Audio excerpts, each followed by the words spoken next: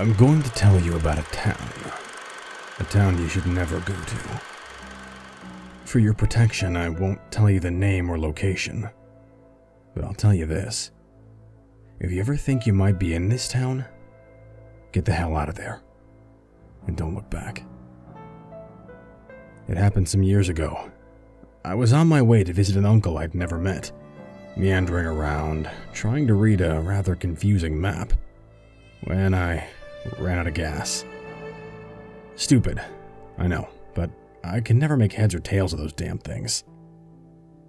The dangers of hitchhiking were disconcerting, though there wasn't much of a choice, so I didn't bother fussing about it and started up the road.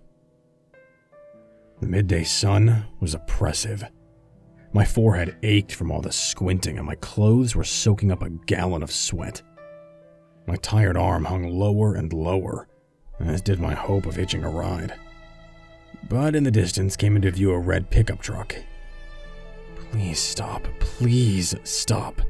I repeated, sticking my thumb out as far as it would go.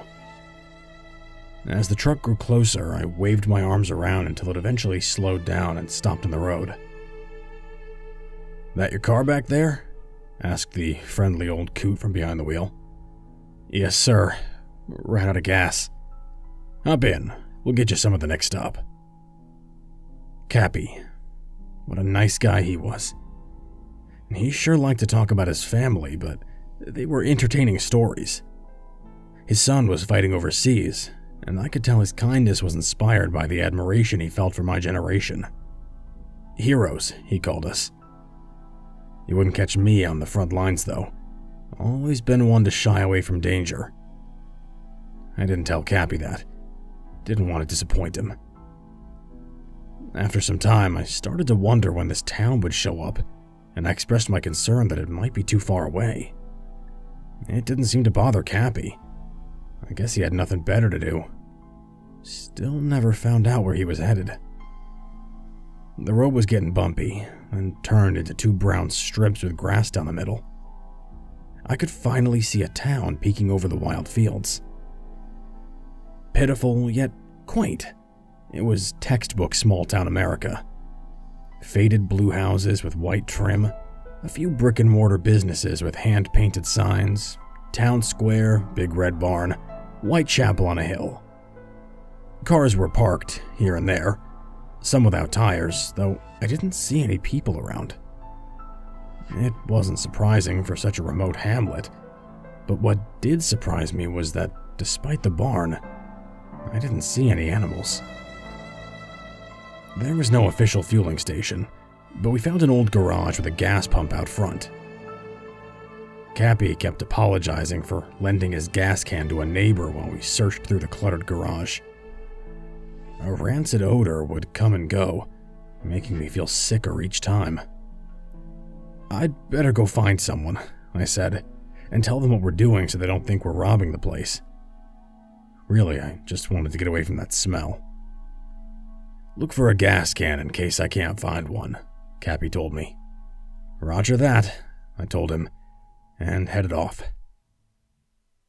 The town seemed deserted, but I could hear voices echoing from somewhere, so I followed them. Two children appeared from the tall grass, chasing each other down the road. In the distance was an apple orchard, with kids running to and fro, tossing apples at each other, some of them on all fours. As I approached, laughter and playful screams came from all sides.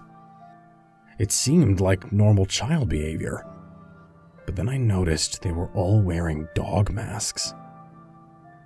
There were a few children sitting at a pint-sized picnic table, playing with something that looked like cake, smushing it in their hands and smearing it on their clothes.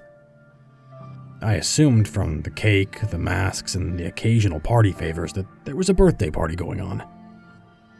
Trying to seem as non-threatening as possible, I strolled on over and attempted to question them. "I'm sure someone baked that cake to be eaten, not played with," I said, trying to sound like an authoritative parent. The children stopped what they were doing and looked up at me. I got the shivers. The way they all turned their heads at the exact same moment, all wearing those dog masks.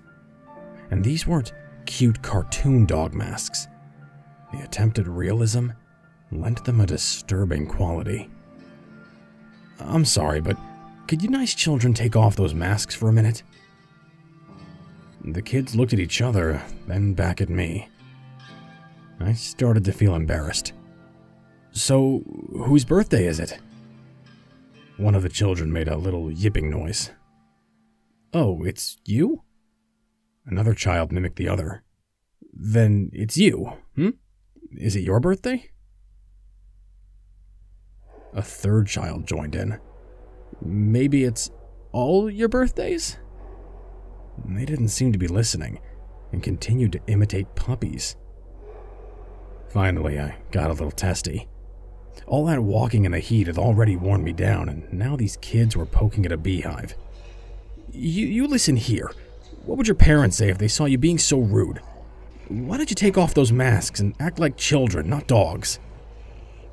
The kids started to yip louder, then transitioned to woofs, followed by short barks.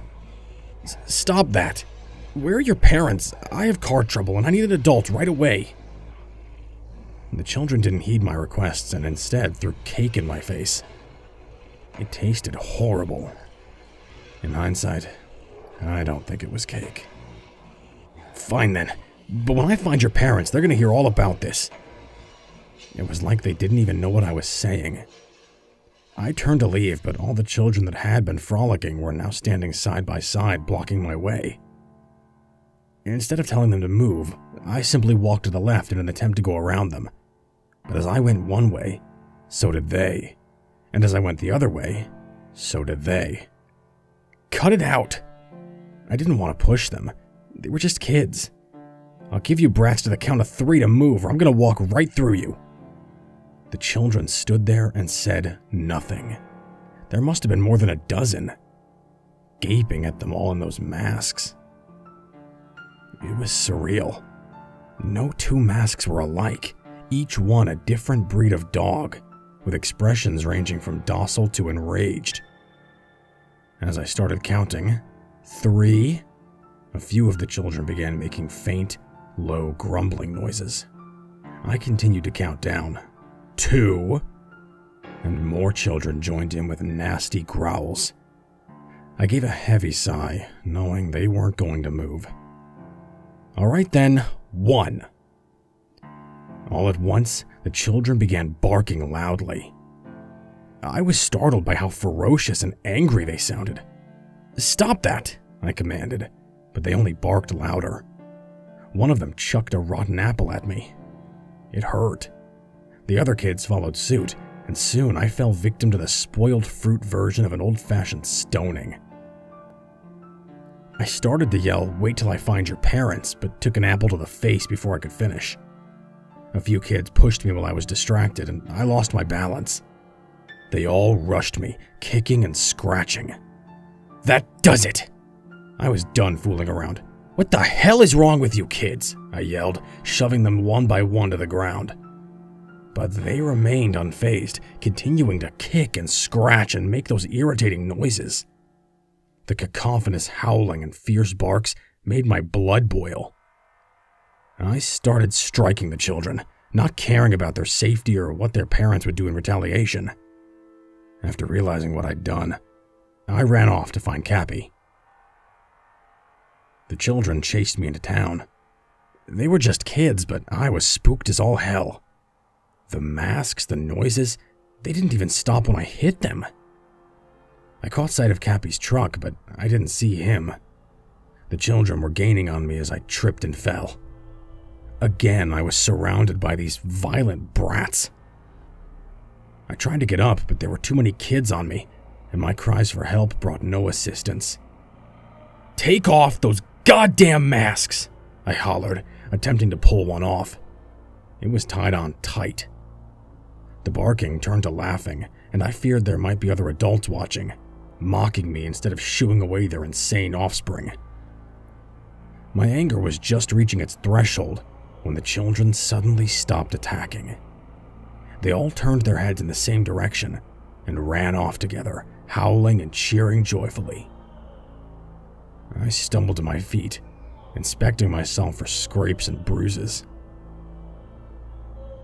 "Cappy?" I shouted, looking all around.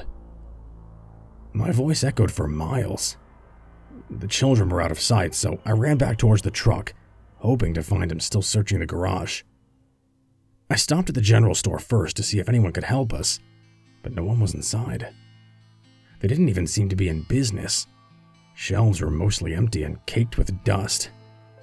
I checked in the back. Nobody there. Then I heard some kind of uproar coming from outside.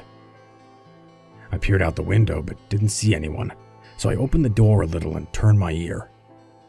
I was sure something was going on with those kids. The only noise in the whole town was coming from that one direction. Part of me knew I should go back to the garage, but I wanted to see if the children were being scolded for their behavior. I followed the echoes until I clearly heard a guttural, anguished scream. The screaming continued as I banged on the nearest front door. "Hey, is anybody home? Please!" I jiggled the knob aggressively. Locked. There was another house about 30 yards away, so I banged on their door as well. Still, no one home. Or they just weren't answering. I circled the house, pounding on the windows, but it was no use. I had to make a decision. What would a hero do? I asked myself, and hurried towards uncertainty.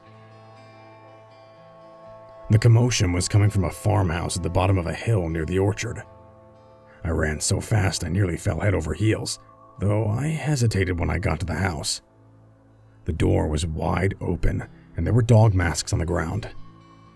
I needed to know what was happening, but wasn't prepared to find out. I thought about yelling for help again, or for Cappy, but I couldn't make a sound anyhow.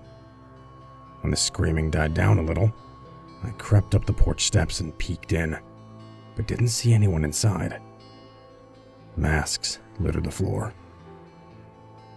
God help me. I couldn't just leave. Where would I have gone without a vehicle? It's not like I could have hot-wired Cappy's truck. I had to go in. My footsteps made the boards creak, but I knew they wouldn't drown out the ruckus. A trail of masks led me closer to the disgusting sounds, and through the dilapidated house to an open door leading down into the basement. A stench beyond foul almost knocked me over. Listening closely, I tried to identify what was happening. It was those kids for sure. Growling, barking, whimpering, slobbering. Now and then a gurgly, desperate moan of agony would come through. I didn't want to go down there, but I had to see it with my own eyes. Crouching a bit, I crept from one wet, sticky step to another.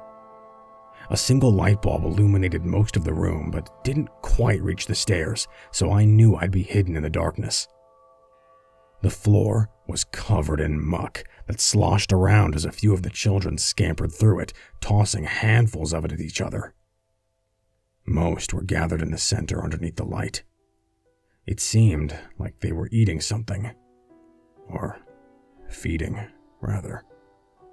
I watched in disgust as the children tore at the meat, blood dripping down their chins and squirting on their faces. And oh God, their faces. How can you have an underbite and an overbite at the same time? The turned up noses and far apart eyes. It was hideous. Beyond that, they all had various facial deformities of which I'm not equipped to describe. The laughter was almost more horrifying than anything because it meant they were having fun. I say this because I knew what they were eating. I just knew. I couldn't see what was left of his face, and his clothes were ripped to shreds, but I knew. I knew they were eating Cappy. I covered my mouth and tried not to scream or retch. Gagged a few times, but I didn't draw attention. My body tensed up so bad I could hardly move, but I willed it to inch backwards up the stairs. Through the kitchen and the front room, I prayed to God those kids wouldn't follow. I assumed I was free once I reached the door, but the most gruesome fellow was standing there at the bottom of the porch steps. He wore a ghastly beard and a toothless, shit-eating grin. His frame was massive, and I could smell him from 9 yards away. At first, we just glared at each other. I swear he had a wooden eye. I expected him to lunge at me.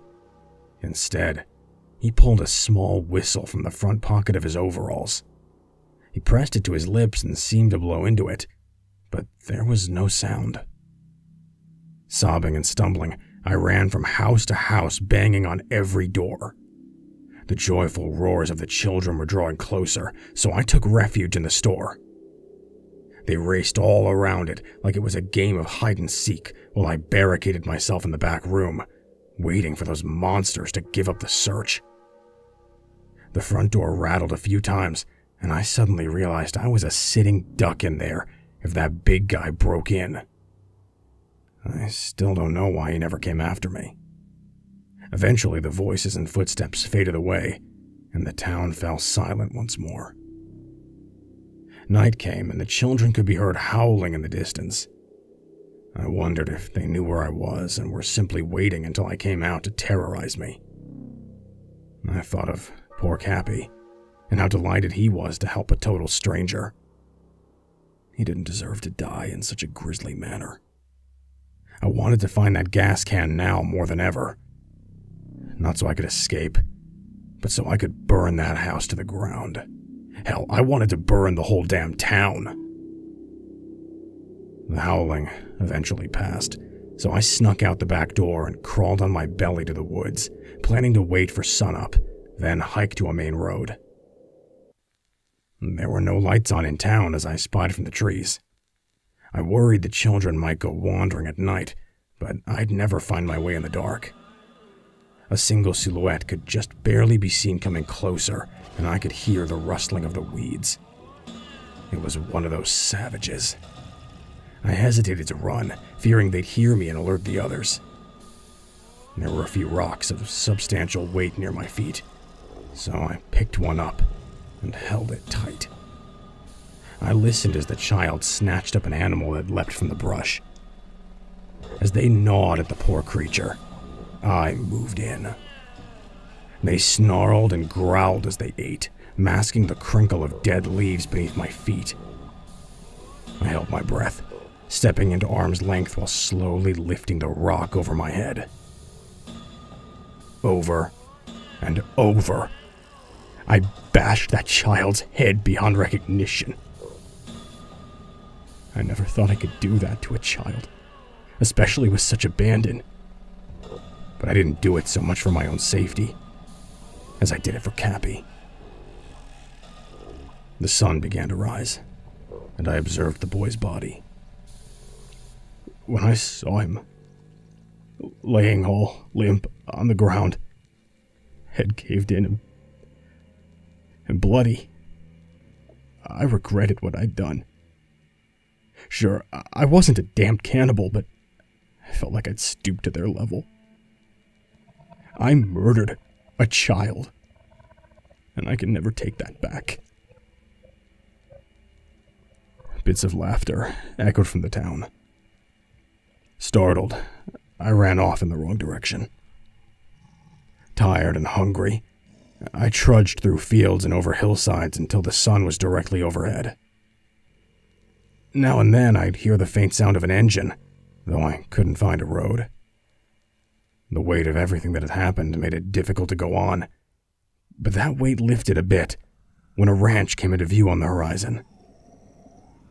As I approached, the unwelcome sound of children playing echoed across the meadow.